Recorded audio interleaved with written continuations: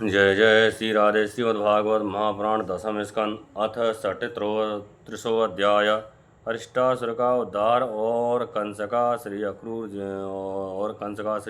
जी को ब्रज में भेजना। श्री सुखदेव जी कहते हैं, परीक्षित, जिस समय भगवान श्री कृष्ण ब्रज में प्रवेश कर रहे थे और वहाँ अन्नोत्सव की धूम मची हुई थी, उसी समय अरिष्टासुर नाम का एक दैत्य बैल का रूप धारण करके आया। उसका ककूद, कंधों का पुट्ठा या धुगा और ढील डोल दोनों ही बहुत बड़े बड़े थे। वह अपनी खुरों को जितने जोर से पटक रहा था उससे धरती कांप रही थी। वह बड़े जोर से गरज रहा था और पैरों से धूल उछालता आ जाता था। पूंछ खड़ी किए हुए था और सींगों से चार दीवारी खेतों की मेड़ आज तोड़ता जाता था। बीच बीच में बार बार मूतता और गोबर छोड़ता जाता था। आंखें फाड़कर इधर उधर दौड़ रहा था। परीक्षित उसके जोर से हाँकड़ने से, निष्ठुर गर्जना से भयवश स्त्रियों और गौओं के 3-4 महीने के गर्भ स्रीवित हो जाते थे और 5-6 महीने के गिर जाते थे। और तो क्या कहूँ, उसके कुंकुद को पर्वत समझकर बादल उस पर आकर ठहर जाते थे। परीक्षित, उस तीखे सींग वाले बैल को देखकर गोपियाँ और गोप सभी भयभीत हो गए। पश तो इतने डर गए कि अपने रहने का स्थान छोड़कर भाग ही गए। उस समय सभी ब्रजवासी श्री कृष्ण इससे हमें इस भय से बचाओ, इस प्रकार पुकारते हुए भगवान श्री कृष्ण की शरण में आए। भगवान ने देखा कि हमारा गोकुल अत्यंत भयातुर हो रहा है, तब उन्होंने डरने की कोई बात नहीं है ये कहकर उस सबको ढाढ़स बंधाया और फिर वृषासुर को ललकारा, अरे मूर्ख, महादुष्ट, तू इन गौओं और ग्वालों को क्यों डरा रहा है? इससे क्या होगा? देख तुझ जैसे दुरात्मा दुष्टों का बल का घमंड चूर चूर कर देने वाला ये मैं ही हूँ। इस प्रकार ललकार कर भगवान ने ताल ठोंकी और उसे क्रोधित करने के लिए भी अपने एक सखा के गले में बाँह डालकर खड़े हो गए। भगवान श्री कृष्ण की इस चुनौती से वह क्रोध के मारे तिलमिला उठा और अपने खुरों से बड़े जोर से धरती खोदता हुआ श्री कृष्ण की ओर झपटा। उस समय उसकी उठाई हुई पूंछ के धक्के से आकाश के बादल तितर बितर होने लगे। उसने अपने तीखे सींग आगे कर लिए और लाल लाल आंखों से टकटकी लगाकर श्री कृष्ण की ओर टेढ़ी नज़र से देखता हुआ वह उन पर इतने वेग से टूटा मानो इंद्र के हाथ से छूटा हुआ वज्र हो। भगवान भगवान श्री कृष्ण ने अपने दोनों हाथों से उसके दोनों सींग पकड़ लिए और जैसे कि एक हाथी अपने से भिड़ने वाले दूसरे हाथी को पीछे हटा देता है, वैसे ही उन्होंने उसे 18 पग पीछे हटा कर ठेल कर गिरा दिया। भगवान के इस प्रकार ठेल देने पर वह फिर तुरंत ही उठ खड़ा हुआ और क्रोध से अचेत होकर लंबी लंबी सांस छोड़ता हुआ फिर उन पर झपटा। उस समय उसका सारा शरीर पसीने से लथपथ हो रहा था। भगवान ने जब देखा कि वह अब मुझ पर प्रहार करना ही चाहता है, तब उन्होंने उसके सींग पकड़ लिए और उसे लात मारकर जमीन पर गिरा दिया और फिर पैरों से दबाकर इस प्रकार उसका कछुमन निकाला जैसे कोई गीला कपड़ा निचोड़ रहा हो। इसके बाद उसका सींग उखाड़कर उसको खूब पीटा, जिससे वह पड़ा ही रह गया। परीक्षित, इस प्रकार वह दैत्य मुँह से खून उगलता और गोर मूत करता हुआ पैर पटकने लगा। उसकी आंखें उलट गईं और उसने बड़े कष्ट के साथ प्राण छोड़े। अब देवता लोग भगवान पर फूल बरसा बरसा कर उनकी स्तुति करने लगे। जब भगवान श्री कृष्ण ने इस प्रकार बैल के रूप में आने वाले अरिष्टासुर को मार डाला, तब सभी गोप उनकी प्रशंसा करने लगे। उन्होंने बलराम जी के साथ गोष्ठ में प्रवेश किया और उन्हें देख देख कर गोपियों के नयन मन आनंद से भर गए।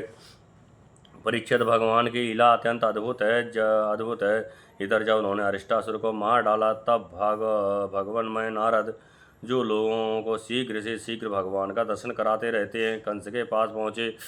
उन्होंने उससे कहा, कंस, जो कन्या तुम्हारे हाथ से छूटकर आकाश में चली गई, वह तो यशोदा की पुत्री थी, और ब्रज में जो श्री कृष्ण हैं वे देवकी के पुत्र हैं। वहाँ जो बलराम जी हैं वे रोहिणी के पुत्र हैं। वासुदेव ने तुमसे डरकर अपने मित्र नंद के पास उन दोनों को रख दिया है। उन्होंने ही तुम्हारे अनुचर दैत्यों का वध किया है। ये बात सुनते ही कंस की एक एक इंद्रिय क्रोध के मारे कांप उठी।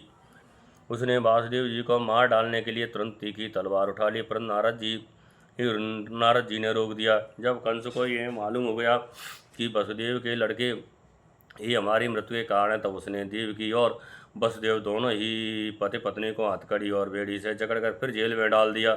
जब देव ऋषि नारद चले गए तब कंस ने केसी को बुलाया और कहा, तुम ब्रज में जाकर बलराम और कृष्ण को मार डालो।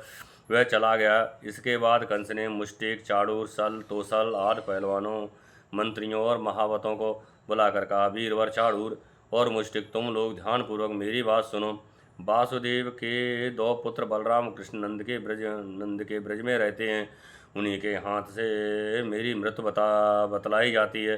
अतः जब वे यहाँ आवे तब तुम लोग उन्हें कुश्ती लड़ाने के बहाने मार डालना। अब तुम लोग भांत भांत के पंच बनाओ और उन्हें अखाड़े के चारों ओर गोल गोल सजा दो। उन पर बैठकर नगरवासी और देश की दूसरी प्रजा स्वच्छंद दंगल को देखे। महाबत, तुम बड़े चतुर हो। देखो भाई, तुम दंगल के घेर के फाटक पर ही अपने कोलिया पीड़ हाथी को रखना, और जब मेरे शत्रु उधर से निकलें तब उसी के द्वारा उन्हें मरवा डालना। इसी चतुर्दशी को विधिपूर्वक धनुष यज्ञ प्रारंभ कर दो और उसकी सफलता के लिए वरदानी भूतनाथ भैरव को बहुत से पवित्र पशुओं की बल चढ़ाओ। परीक्षित, कंस तो केवल स्वार्थ साधन का सिद्धांत जानता था, इसलिए उसने मंत्री, पहलवान और महावतों को इस प्रकार आज्ञा देकर श्रेष्ठ यदुवंशी अक्रूर को बुलवाया और उनका हाथ अपने हाथ में लेकर बोला, अक्रूर जी, आप तो बड़े उदार दानी हैं। अब सब तरह से मेरे आदरणीय हैं। आज आप मेरा एक मित्रोचित काम कर दीजिए, क्योंकि भोजवंशी और पृष्ठवंशी यादवों में आपसे बढ़कर मेरी भलाई करने वाला दूसरा कोई नहीं है। ये काम बहुत बड़ा है, इसलिए मेरे मित्र मैंने आपका आश्रय लिया है। ठीक वैसे ही जैसे इंद्र समर्थ होने पर भी विष्णु का आश्रय लेकर अपना स्वार्थ साधता रहता है। आप नंदराय के ब्रज में जाइए, वहाँ वसुदेव जी के दो पुत्र हैं, उन्हें इसी रथ पर चढ़ाकर यहाँ ले आइए। बस अब इस काम में देर नहीं होनी चाहिए।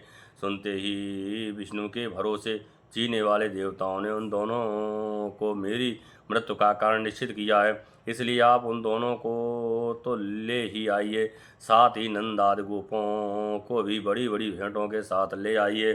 यहाँ आने पर वे उन्हें अपने काल के समान कुबलिया पीड़ यहाँ आने पर मैं उन्हें अपने काल के समान कुबलिया पीड़ हाथी से मरवा डालूंगा। यदि वे कदाचित उस हाथी से बच गए तो मैं अपने वज्र के समान मजबूत और फुर्तीले पहलवान मुष्टिक, चाणूर रथ से हाथ से उन्हें मरवा डालूंगा।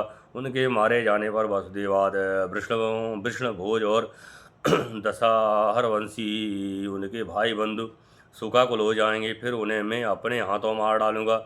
मेरे पिता उग्रसेन यूँ तो बूढ़ा हो गया है, परंतु अभी उसको राज्य का लोभ बना हुआ है। इस सब कर चुकने के बाद मैं उसको, उसके भाई देवक को और दूसरे भी जो मुझसे द्वेष करने वाले उन सबको तलवार के घाट उतार दूंगा।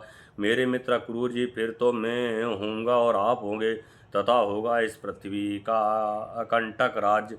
जरासंध हमारे बड़े बूढ़े ससुर हैं और वानर राज द्विविध मेरे प्यारे सखा हैं। सांबरासुर, नरकासुर और बाणासुर ये तो मुझसे मित्रता करते ही हैं, मेरा मुंह देखते रहते हैं। इन सब की सहायता से मैं देवताओं के पक्षपाती नर पतियों को मारकर पृथ्वी का अकंटक राज होऊंगा।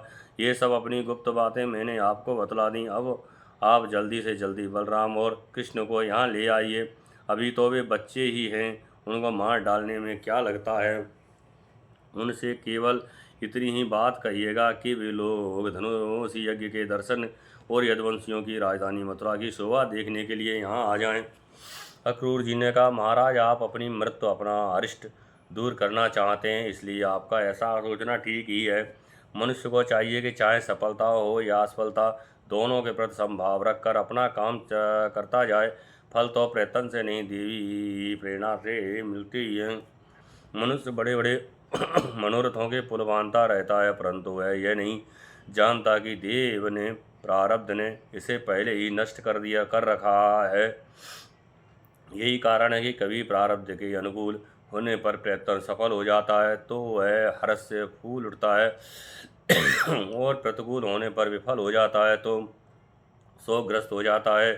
फिर भी मैं आपकी आज्ञा का पालन तो कर ही रहा हूँ।